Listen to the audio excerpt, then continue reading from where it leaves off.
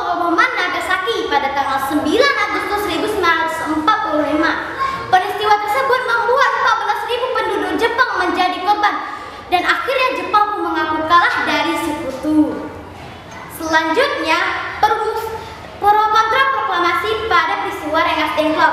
Sejarah kemerdekaan Indonesia juga mengalami pro kontra pada menjelang pembacaan teks proklamasi.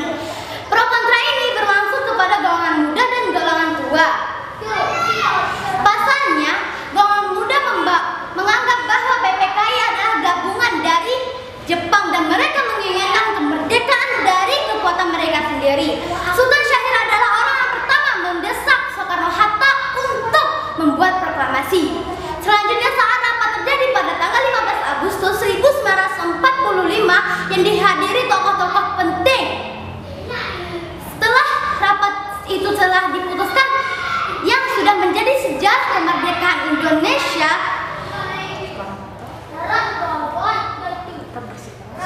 mereka tetap bersikeras dengan adanya proklamasi harus terjadi di PPKI. Akhirnya golongan muda pun membawa Soekarno-Hatta ke Rengas Dengklok dan menjauhi Soekarno-Hatta dari pengaruh Jepang di Jakarta. Selanjutnya adalah perumusan serta pengesahan teks proklamasi, di mana teman-teman perumusan serta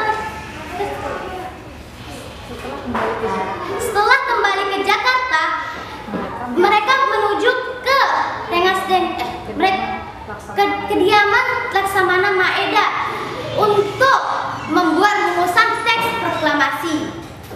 Sudah terbanyak perbincangan terjadi, mereka sudah mendapatkan teks proklamasi tersebut yang ditulis langsung dari Soekarno-Hatta. Naskah tulisan Soekarno-Hatta yang sudah ditulis akan mendapatkan 3 perubahan yang akan diketik oleh Sayuti Melik.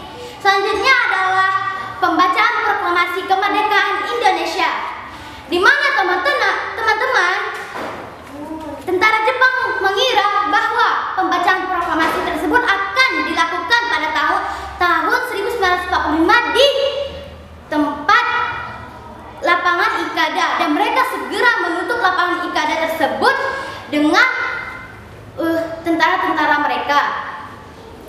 Nah, salah satu dari tentara tersebut tahu bahwa